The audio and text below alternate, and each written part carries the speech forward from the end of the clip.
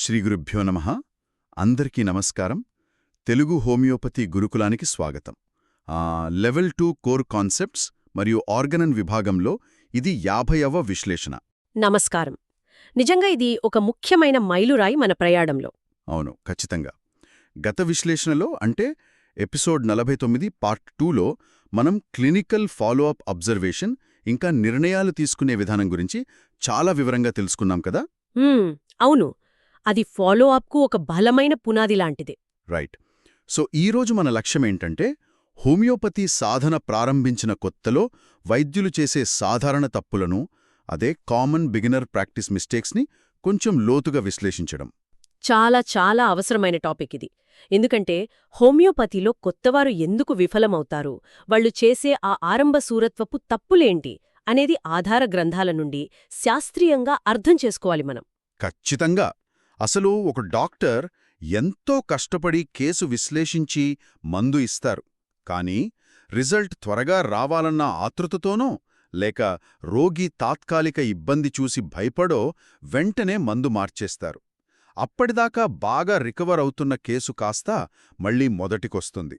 అవును, ఇది వినడానికి చాలా బాధాకరంగా ఉంటుంది. కానీ దురదృష్టవశాత్తు కొత్తలో చాలామంది వైద్యులు తమకు తెలియకుండానే పడే అతిపెద్ద ఉచ్చు ఇది. ముఖ్యంగా వాళ్ళు చేసే మొదటి తప్పు రోగి వ్యక్తిగత లక్షణాలను వదిలేసి కేవలం వ్యాధి పేరుకు వైద్యం చేయడం. అంటే వ్యాధి నిర్ధారణ, ఆ డయాగ్నోసిస్ ఆధారంగా మాత్రమే మందులివ్వడం అంటారు. కరెక్ట్. ఎవరైనా ఆస్థమా, ఎగ్జిమా, ఆర్థరైటిస్, మైగ్రేన్ లేక యాంగ్జైటీ లాంటి దీర్ఘకాలిక కాన్స్టిట్యూషనల్ కేసులతో వచ్చినప్పుడు ఆ వ్యాధి పేరును బట్టి మందుల కోసం వెతుకుతారు. ఇదెలా ఉందంటే ఒక పజిల్ ముక్కను అది అక్కడ సరిపోకపోయినా సరే కేవలం రంగు కలిసింది కదా అని బలవంతంగా ఇరికించడానికి ప్రయత్నించడం లాంటిది కదా. చాలా చక్కటి పోలిక చెప్పారు. హోమియోపతి ఎల్లప్పుడూ వ్యక్తికి వైద్యం చేస్తుందే తప్ప వ్యాధి పేరుకు కాదు అనే ప్రాథమిక సూత్రాన్ని మరచిపోవడం వల్లే ఈ తప్పు జరుగుతోంది. కానీ ఇక్కడ ఒక ప్రాక్టికల్ సందేహం వస్తోంది. ఈ రోజుల్లో కంప్యూటర్ సాఫ్ట్వేర్ ఉంది, ఇంటర్నెట్ ఆధారంగా మందులు వెతకడం ఉంది కదా. ఆ లక్షణాలు టైప్ చేయగానే లిస్ట్ వస్తుంది. ఇది చాలా సులభం కదా, మరదెందుకు తప్పుదారి పట్టిస్తుంది అంటారు? చూడండి, సాఫ్ట్వేర్ అనేది ఖచ్చితంగా మన పనిని సులభం చేసే ఒక సాధనం మాత్రమే. కానీ అది వైద్యుడి పరిశీలనా శక్తిని, ఆ ఫిజిషియన్ పర్సెప్షన్ని ఎప్పటికీ భర్తీ చేయలేదు. అంటే యంత్రాలు మనిషిని పూర్తిగా అర్థం చేసుకోలేవంటారు? ఖచ్చితంగా. యంత్రాలు మనిషి ప్రాణశక్తిని లేదా వాళ్ల మానసిక స్థితిని ఫీలవలేవు కదా. మనకు ఆర్గానన్ అఫోరిజం 3 అలాగే అఫోరిజం 6 ప్రకారం వైద్యుడు వ్యాధిని కాకుండా రోగిని సమగ్రంగా అర్థం చేసుకోవాలి. రైట్. ఎలాంటి ముందస్తు అభిప్రాయాలు లేకుండా, అంటే ఒక అన్ప్రెజుడిస్డ్ అబ్జర్వర్ లాగా రోగిలో వచ్చిన మార్పులను గమనించాలి. కానీ సాఫ్ట్వేర్ మీద ఎక్కువ ఆధారపడితే మనం ఆ మెంటల్ జనరల్స్ని, మానసిక లక్షణాలను విస్మరిస్తాము. అప్పుడు అసలైన సిమిలిమం దొరకదు, అంతేకదా? అక్షరాల అంతే. ఇంటర్నెట్ ప్రిస్క్రైబింగ్, సాఫ్ట్వేర్పై అనవసరంగా ఆధారపడటం వైద్యుణ్ణి ఖచ్చితంగా తప్పుదారి పట్టిస్తాయి. అర్థమైంది. అయితే ఈ షార్ట్కట్స్ ఎప్పుడైతే పని చెయ్యవో డాక్టర్స్ ఇంకో తప్పు చేస్తారు. అదే పాలిఫార్మసీ, అంటే బహుళ మందుల వాడకం. అవును, సమగ్ర లక్షణాల సముదాయాన్ని, ఆ టోటాలిటీ ఆఫ్ సిమ్టమ్స్ని వదిలేసి ఒకేసారి చాలా మందులు కలపడం లేదా మందులను మార్చి వాడటం చేస్తుంటారు. ఇది నాకెలా అనిపిస్తుందంటే, వంటలో రుచి సరిగ్గా రాలేదని రకరకాల మసాలాలు ఒకేసారి వేస్తే అసలు ఏ మసాలా వల్ల రుచి చెడిపోయిందో ఎలాగైతే అర్థం కాదో, రోగికి ఒకేసారి అనేక మందులిస్తే ఏ మందు పనిచేసిందో డాక్టర్కి ఎప్పటికీ అర్థం కాదు కదా. అవును, ఎంత నిజం. ఆ మసాలాల పోలిక చాలా కరెక్ట్. శాస్త్రీయ హోమియోపతి ఎల్లప్పుడూ ఒకేసారి ఒకే మందును సూచిస్తుంది. మందులను మార్చి అదే ఆల్టర్నేటింగ్ రెమెడీస్ వాడటం వల్ల రోగి ప్రాణశక్తి, వైటల్ ఫోర్స్ తీవ్ర గందరగోళానికి గురవుతుంది. మరి కీనోట్ ప్రిస్క్రైబింగ్ గురించి ఏం చెప్తారు? అంటే కేవలం ఒక కీనోట్ పట్టుకుని మందివ్వడం. ఇక్కడే మనం ఎఫారిజం 153 గుర్తు చేసుకోవాలి. అరుదైన, విచిత్రమైన, ప్రత్యేకమైన లక్షణాలు మాత్రమే సరైన మందును సూచిస్తాయి. అది నిజమే. అవును, ఆ రేర్ అండ్ పెక్యులియర్ సిమ్టమ్స్ ముఖ్యం కదా. ముఖ్యం. కానీ టోటాలిటీని వదిలేసి కేవలం ఒకే ఒక్క కీనోట్ పట్టుకుని మందు ఇస్తే అది అణచివేతకు అంటే సప్రెషన్కు దారితీస్తుంది. మిగతా లక్షణాలతో అది సరిపోవాలి. రైట్. ఇది కాకుండా కొన్నిసార్లు డాక్టర్లు ఎమోషనల్ అయిపోయి కూడా మందులిస్తుంటారు కదా. అవును, ఎమోషనల్ ప్రిస్క్రైబింగ్ లేదా తమ అహంకారంతో ఈగో బేస్డ్ ప్రిస్క్రైబింగ్ చేస్తుంటారు. నేనిచ్చిన మందు పనిచేసి తీరాలి అన్న పంతం. ఇలా తప్పుగా ప్రవర్తించే వైద్యుడి వల్ల మంచిగా నయం కావలసిన కేసులు కూడా పూర్తిగా పాడైపోతాయి. చాలా స్పష్టంగా చెప్పారు. ఇక అత్యంత క్లిష్టమైన దశకొద్దాం. మందు ఇచ్చిన తర్వాత ఎదురుచూడటం.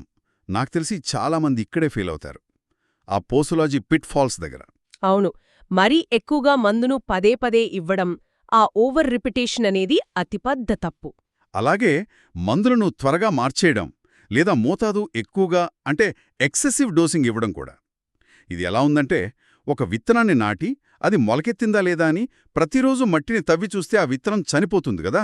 అలాగే మందుచ్చిన తర్వాత పదే పదే వేస్తే కేసు పాడవుతుంది. ఖచ్చితంగా. మనం ఆర్గానానన్ ఎఫోరిజం 246 నుండి 248 వరకు చూస్తే ఈ మందు మోతాదు మరియు పునరావృతం గురించి హానిమాన్ ప్రాక్టికల్గా చాలా స్పష్టంగా చెప్పారు. మందు పనిచేసి రోగి మెరుగుపడుతున్నప్పుడు మళ్లీ మందు అస్సలివ్వకూడదు. కానీ ఇక్కడ ఒక ప్రాక్టికల్ డౌట్ వస్తుంది. మందిచ్చిన తర్వాత కొన్నిసార్లు రోగి లక్షణాలు పెరుగుతాయి కదా, దాన్నే అగ్రివేషన్ అంటారు. అసలు ఈ మంచి అగ్రివేషన్కి చెడ్డ అగ్రివేషన్కి తేడా ఎలా తెలుసుకోవాలి? భయపడి మందు ఎప్పుడు మార్చాలి? ఇది చాలా ముఖ్యమైన పాయింట్. మనం 4 విషయాల మధ్య ఉన్న సున్నితమైన వ్యత్యాసాన్ని అర్థం చేసుకోవాలి. మొదటిది హోమియోపతిక్ అగ్రివేషన్. ఇందులో వ్యాధి లక్షణాలు తాత్కాలికంగా పెరుగుతాయి, కానీ రోగి మానసికంగా చాలా ప్రశాంతంగా ఉల్లాసంగా ఉంటాడు. ఓ, అంటే లోపల ప్రాణశక్తి మందు వల్ల ప్రేరేపించబడి స్వస్థత వైపు వెళుతోందన్నమాట. అవును, సరిగ్గా చెప్పారు. రెండవది మెడిసినల్ అగ్రివేషన్. ఇది తప్పు మందు లేదా ఎక్కువ మోతాదు ఇవ్వడం వల్ల వస్తోంది. ఇందులో రోగి మానసికంగా, శారీరకంగా పూర్తిగా నీరసించిపోతాడు. ఇది డాక్టర్ చేసే తప్పు వల్ల వస్తుంది గదా. ఖచ్చితంగా.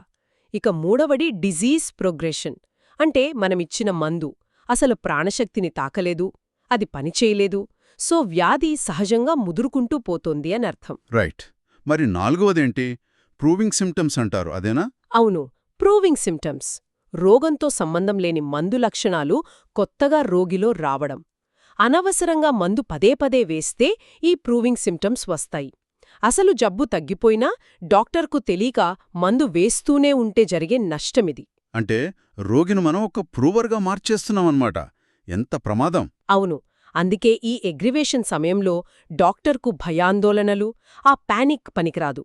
ఆ ఇంపేషెన్స్ అంటే తొందరపాటుతో అనవసరంగా మందులు మార్చకూడదు. ఈ 4 మెకానిజమ్స్ చాలా అద్భుతంగా వివరించారు. అయితే ఇవన్నీ ట్రాక్ చేయాలంటే డాక్టర్కు రోగి వివరాలు గుర్తుండాలి కదా. ఇక్కడ నాకో సందేహం. డాక్టర్ గారికి చాలా మంచి జ్ఞాపకశక్తి ఉంటే అన్నీ గుర్తుపెట్టుకోవచ్చు కదా. ప్రతి చిన్న పాయింట్ రాసిపెట్టుకోవడం ఎందుకంత ముఖ్యం? ఇది చాలా కామన్గా అడిగే ప్రశ్న. కానీ ఎంత జ్ఞాపక శక్తి ఉన్నా ఒక డాక్టర్కి సరైన కేస్ రికార్డులు నిర్వహించకపోవడమనేది, అలాగే సరైన ఫాలోఅప్ చెయ్యకపోవడమనేది ప్రాక్టీస్లో అతిపెద్ద తప్పు. ఎందుకలా అంటారు? మనసులో ఉంచుకుంటే సరిపోదా? సరిపోదు. ఎందుకంటే మెటీరియా మెడికా మరియు ఆర్గనన్ సూత్రాలను ఆచరణలో అర్థం చేసుకోవాలంటే కేస్ రికార్డులు ప్రాణం లాంటివి. రోగి లక్షణాల క్రమాన్ని గమనించడానికి వ్రాతపూర్వక రికార్డులు మాత్రమే ఆధారపడదగినవి. మనిషి మెదడు వివరాలను వక్రీకరించవచ్చు లేదా మర్చిపోవచ్చు. అంటే ఏ లక్షణం ముందొచ్చింది, ఏది తర్వాత వెళ్ళింది అనేది ఖచ్చితంగా తెలియాలంటే రికార్డ్స్ ఉండాల్సిందే. అవును, ఆర్గనన్ అఫోరిజం 2లో హైయెస్ట్ ఐడియల్ ఆఫ్ క్యూర్ అంటే అత్యున్నత స్వస్థత గురించుంటుంది కదా. ఇది సాధ్యపడాలంటే వైద్యుడికి ఎనలేని ఓర్పు, నిశితమైన పరిశీలన, ఇంకా సరైన నిర్ణయం తీసుకునే సామర్థ్యం, ఆ ఫిజిషియన్స్ జడ్జ్మెంట్ చాలా అవసరం. ఖచ్చితంగా. ఒక ఉత్తమ హోమియోపతి వైద్యం ఎల్లప్పుడూ సరళత్వం, అదే సింప్లిసిటీ, పరిశీలన మరియు క్రమశిక్షణతో కూడిన ఆలోచనా విధానాన్ని డిమాండ్ చేస్తుంది. రికార్డ్స్ లేకపోతే ఆ డిసిప్లిన్ రాదు. చాలా లోతైన విశ్లేషణ. సో ఈరోజు మనం నేర్చుకున్నది ఒకసారి సారాంశం చూసుకుంటే, హోమియోపతి సాధనలో తొందరపాటు, ఎక్కువ మందులివ్వడం లేదా ఓవర్ ప్రిస్క్రైబింగ్, ఇంకా అనవసరంగా మందును పదే పదే వేయడం లాంటివి ఖచ్చితంగా మానుకోవాలి. అవును, వాటితో పాటు పైపై లక్షణాలను బట్టి మందులివ్వడం, అంటే ఆ సూపర్ఫిషియల్ ప్రిస్క్రైబింగ్ కూడా ఎట్టి పరిస్థితుల్లోనూ చేయకూడదు. రైట్. దానికి బదులుగా నిశిత పరిశీలన, ఎనలేని ఓర్పు, వ్యక్తిగత శరీరతత్వాన్ని అంటే కాన్స్టిట్యూషనల్ అండర్స్టాండింగ్ని పెంచుకోవడం, ముఖ్యంగా ఆర్గానన్ ఆధారిత ఆలోచన విధానాన్ని పెంపొందించుకోవాలి. అక్షరాల నిజం. ఇదంతా వింటుంటే నాకొక బలమైన ఆలోచన కలుగుతోంది. హోమియోపతిలో రోగిని అర్థం చేసుకోవడం ఎంత ముఖ్యమో వైద్యుడు తన సొంత భావోద్వేగాలను, అహంకారాన్ని పక్కనపెట్టి తనను తాను ఎంత నిష్పాక్షికంగా ఉంచుకుంటాడో అన్నదే అతని సాధనను విజయపథంలో నడిపిస్తుంది కదా. చాలా అద్భుతమైన మాట చెప్పారు. ఇది కేవలం రోగికి వైద్యం చేయడం మాత్రమే కాదు, వైద్యుని స్వీయ క్రమశిక్షణకు ప్రతిరోజూ జరిగే ఒక పరీక్ష. ఈ నిష్పాక్షికతే ఒక సాధారణ వైద్యుణ్ణి గొప్ప మాస్టర్గా మారుస్తుంది. ఈ ఆలోచింపజేసే ముగింపుతో ఈరోజు మన విశ్లేషణను ముగిద్దాం. అయితే తదుపరి విశ్లేషణ గురించి ఒక చిన్న అప్డేట్. తర్వాతి ఎపిసోడ్ 51లో మనము ఒక అఫోరిజం క్విక్ రివిజన్ ఎపిసోడ్ చేయబోతున్నాము. అవును, ఇది మనం ఇప్పటివరకు నేర్చుకున్న లెవెల్ 2 భావనలన్నింటినీ కన్సాలిడేట్ చేసి ఆర్గానాన్ సూత్రాలను వేగంగా పునశ్చరణ చేయడానికి ఒక అద్భుతమైన అవకాశం. ఖచ్చితంగా. దానికి మీరందరూ సిద్ధంగా ఉండండి. జై శ్రీకృష్ణ. వాసుదేవ.